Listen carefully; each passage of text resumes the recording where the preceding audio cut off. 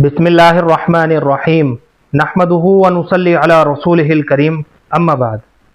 मोहतरम नाज़रीन इकराम, एक कमेंट है जारिया नाम के ताल्लुक़ से। काफ़ी दिनों से जो है इस नाम के ताल्लुक़ से कमेंट आ रहे हैं और ये कमेंट है मरियम ज़की की जानिब से। एक साहिबा है मरियम ज़की, उनकी जानिब से कमेंट है, अस्सलामु अलैकुम, मुझे जारिया नाम के मीनिंग पता करने हैं, प्लीज़ बता दे।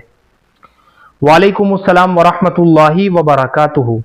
देखिए, अगर जा के तलफ़ुज़ के साथ अगर हम इस नाम को लेते हैं जारिया, यानी जा अलिफ रा या और आखिर में हा साकिन, जारिया।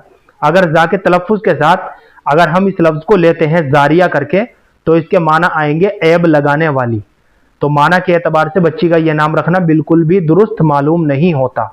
और अगर जाल के तलफ़ुज़ के साथ लें जारिया करके, जाल अलिफ रा या और आखिर में हा साकिन, जारिया, तो इसके माना आएंगे बखेरने वाली, उड़ाने वाली। और इसी तरह से एक माना इसका जल्दी करने का भी आता है। बहरहाल जाल के तलफ़ुज़ के साथ भी जारिया करके बच्ची का नाम रखना मुनासिब मालूम नहीं होता, क्योंकि इसके माना है बखेरने वाली और उड़ाने वाली।